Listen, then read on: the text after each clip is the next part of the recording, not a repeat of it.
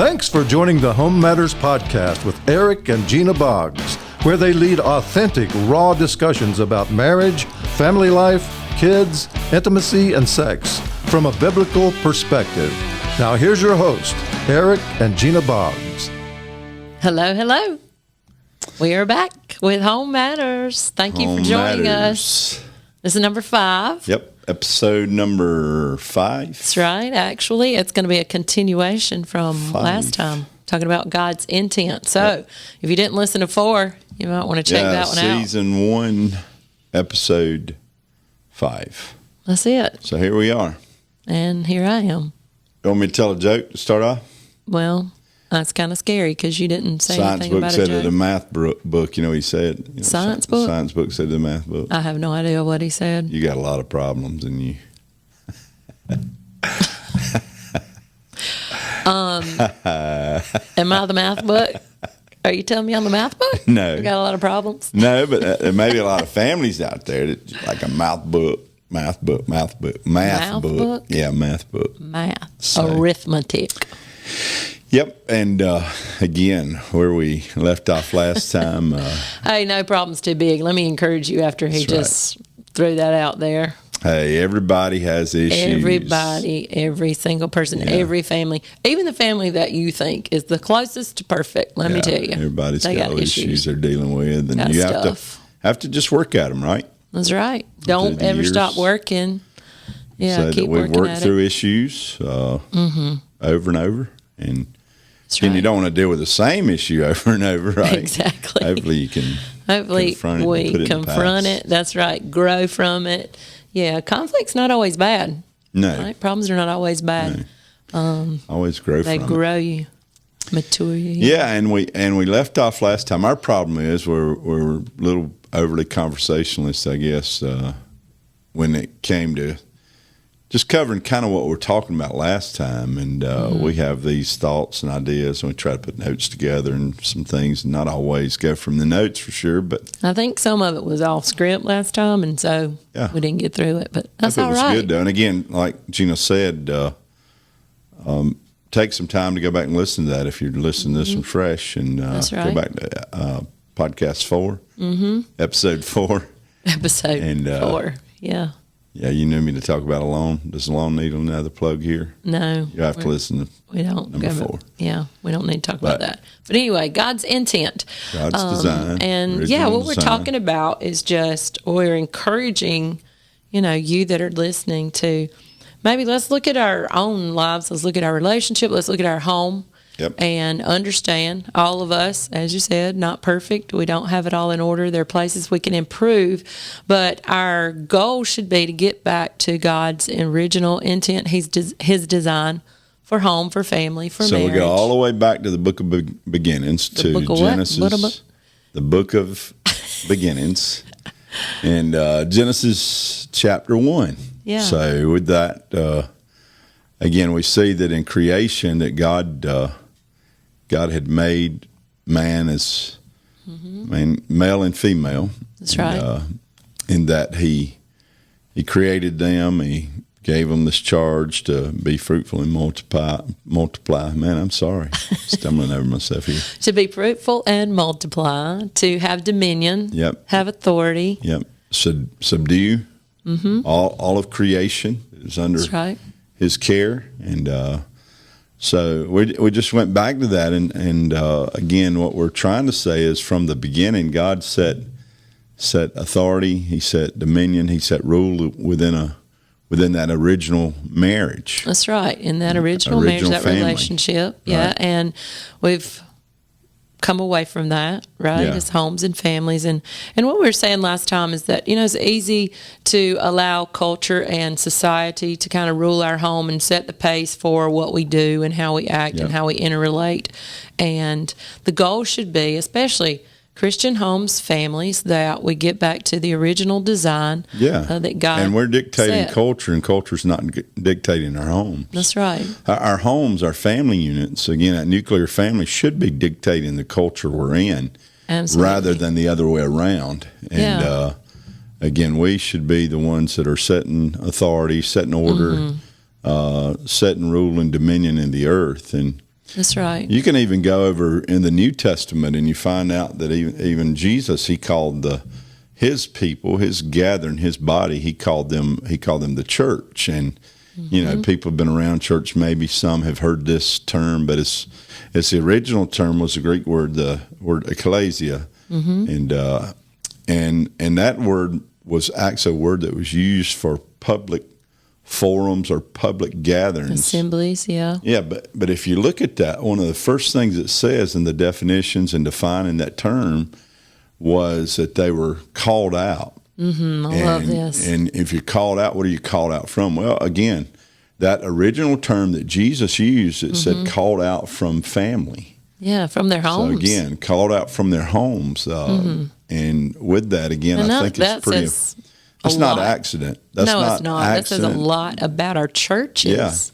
Yeah. The strength of a church is found in the strength of its families. Yeah. The families that attend there. Now, that doesn't mean every family that attends a church has to be perfect. No. Right? We won't be. And it doesn't mean that everybody there's got to fit the family. So we don't want to say that's some kind of cultic religious mindset. A lot of people feel like they can't belong.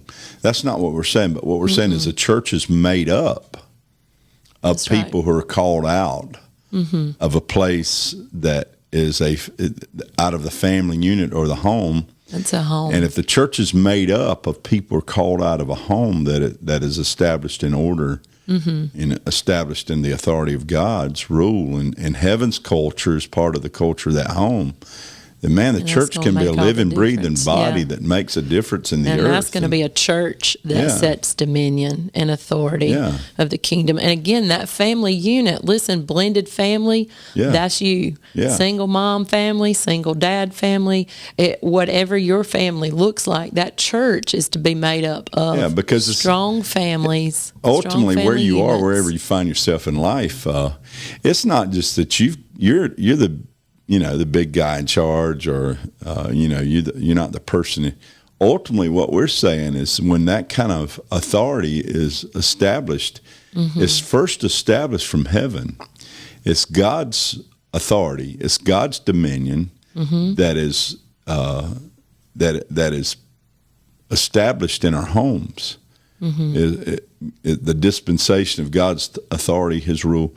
He intended for His authority to come through the family. Yeah. And so that's what we're saying. We're not saying that I got to be the big guy in charge, or that we always got to make sure that we are getting our way, or that I'm dogmatically leading from a place of you have to submit or surrender. But what we are saying is when God is in charge, when God is in authority, and that dominion is established from heaven. Yeah, when He's in authority, then, as husband, Eric finds his place under God's authority. Yeah, under His rule. And as wife, as mother, I find my place under God's rule. And man, when we start operating that way, and even our children, when our home runs with that kind of order, the order of heaven, then our children even know their place. Yep. And again, some days are going to seem like, you got it all together and it's working. Principles, check the boxes principally it's working. Yeah. And then other days you're going to feel like you've got a home that's, made up of aliens. And again, it's just the reality of life. House. Yeah, sure does. Absolutely. But again, we're just saying that even the church we pastored Beach Springs Church here, Pelzer, South Carolina.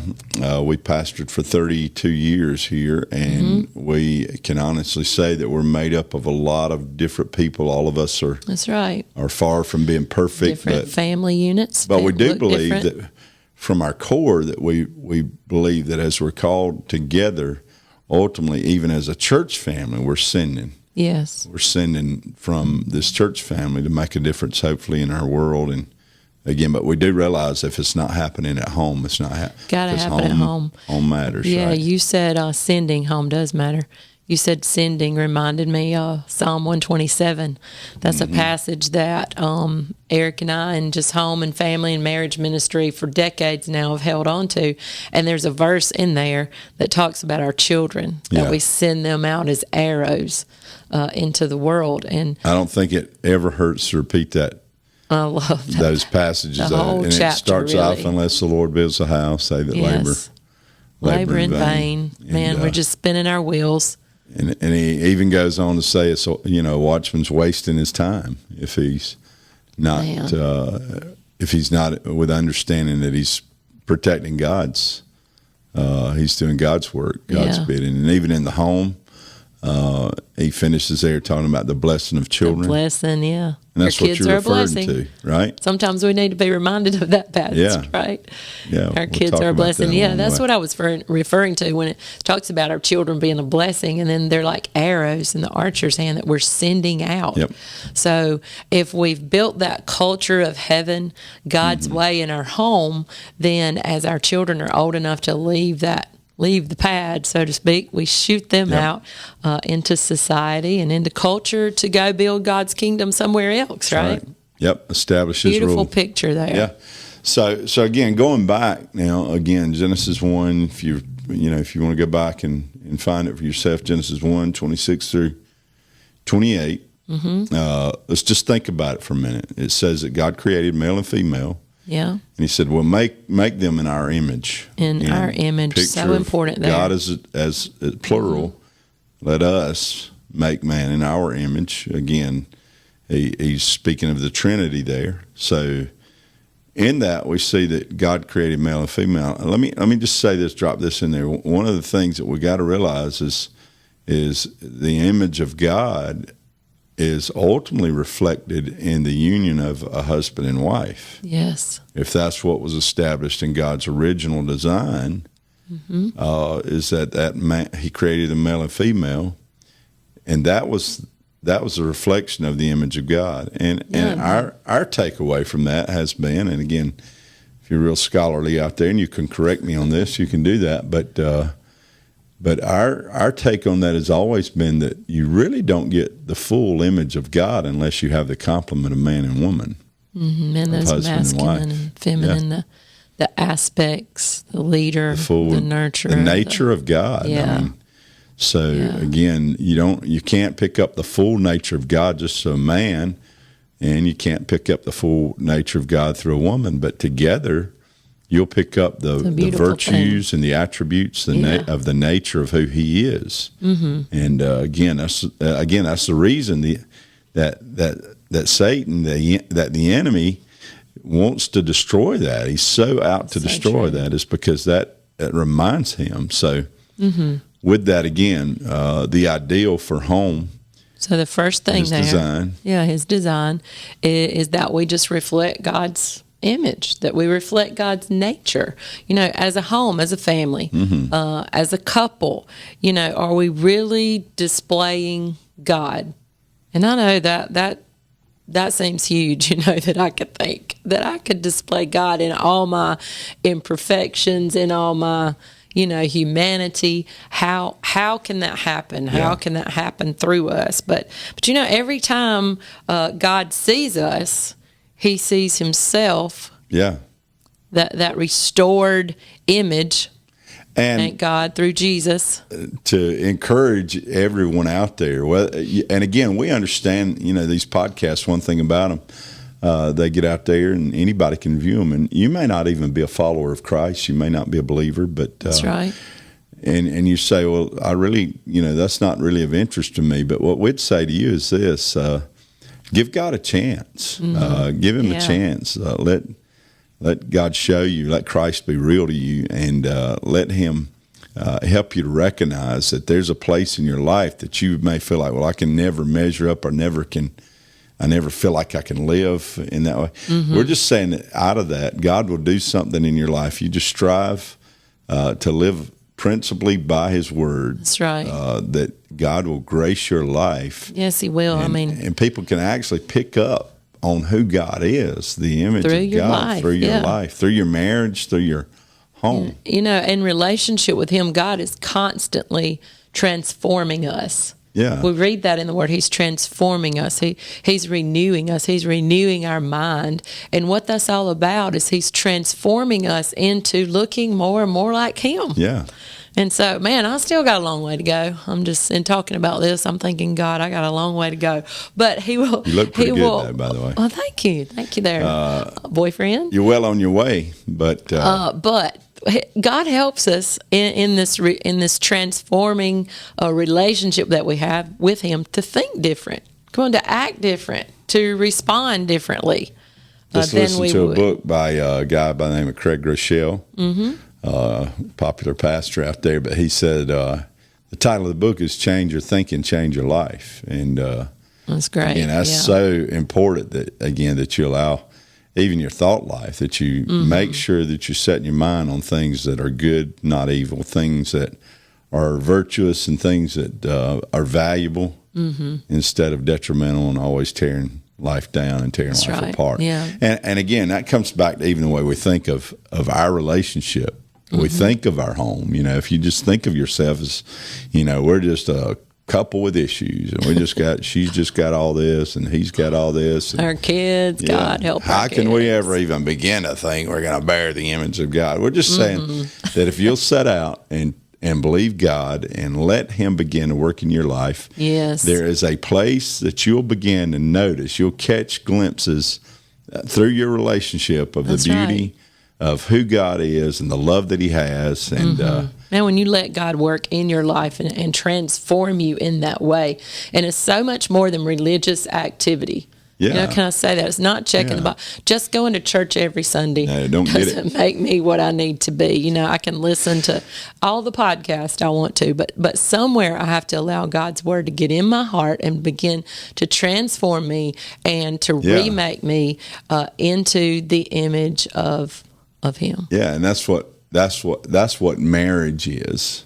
And I repeat this in marriage ceremonies every time I do a marriage, but again, you see it there where Paul says, hey, if you want to see what the relationship of the church is with God, if you want to see that, just look at a husband and wife. Yeah. Because he chose the image that is portrayed or reflected from a marriage relationship to say this is what our relationship, excuse me there, this is what our relationship with God looks like. That's right. As this He is what is God's the groom. Relationship with us. Yeah, and the church is His bride. And beautiful picture there. So important that you realize that can be a reality in your life. So individually and as a home, as a family, as a couple, you can reflect the image of God. Yeah. And man, you might God will surprise you with what He can do with you. I can say that because I see that in my own life. That's You just respond differently sometime, and you're like, yep. Man, God must be working, because I used to would have just told somebody off right there. You know what I mean? She's bad to cuss, really. She cussed people out all the time. Oh, my Lord, yeah. Try to get her straightened out on that, but she pray for me. Yeah. Just pray for me. No, she don't really get upset with people. Sure I do. Not like God's working some on me, of though. us do, though. Okay, let's move on. Number 2, time to move on. Yep, let's God's finish intent, this. Yeah, His intent to look like Him. That our homes are actually, they reflect also the rule, that they're ruled right. That again, the culture of heaven, or what heaven values, is valued in our home. Yes. Is that the right way to say it? Yeah, and that word ruled right, I know I feel like some people are kind of afraid of that word ruled, because, you can rule like with an iron fist or with a stick or whatever, but what we're meaning there is just it's led in that way. What rules our home? What leads our home? What's the foundation? What do we work from? Yeah. And it has to be that we work from God's Word, what He says, we rule according to that. Yeah, and one of the podcasts we done earlier, one of the first ones, I think we talked about foundationally that our home is established on something that works and something that in principle, and we say this all the time, you can take the principles from the Bible, apply them anywhere in life, and Absolutely. they work. And whether somebody's a believer or not, they apply principles, they work. So, that's right.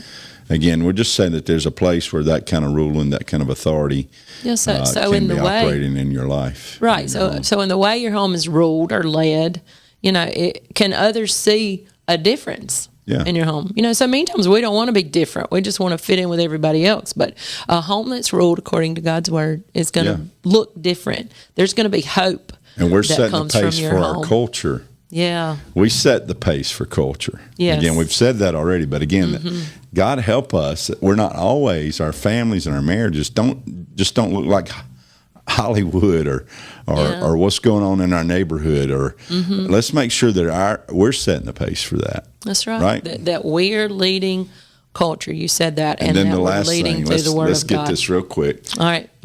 Ultimately, God says, all right, be fruitful and multiply. He said, be productive. And again, maybe take a minute longer than normal, but again, we're just saying that we believe that your home ought to be. That's Calhoun Falls. That's Belton talk. No, that's Calhoun Falls. But again, you looked that one up too. But it ought to be. We're to add to our community, our society. Absolutely.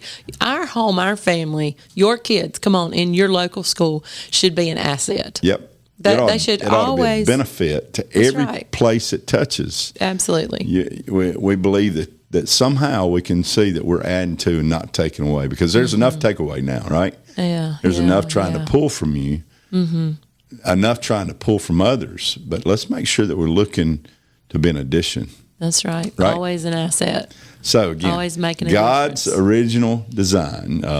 Let's try to strive for it anyway. Not there, may not get it today, may not hit it perfect every day, but again, let's strive for it. You might get it today and blow it tomorrow. And you may blow it out of the water the next month, and then hey, who knows, the rest of your life you may hit it. So start right where you are. Strive every day. We love you, and Thank you for tuning glad in. you joined us. We're excited about your life. Finding its design, its intent, and living it every day. God's got a big plan for you. It's a good plan. Your home matters. That's right. God bless you. See you next time. Yeah.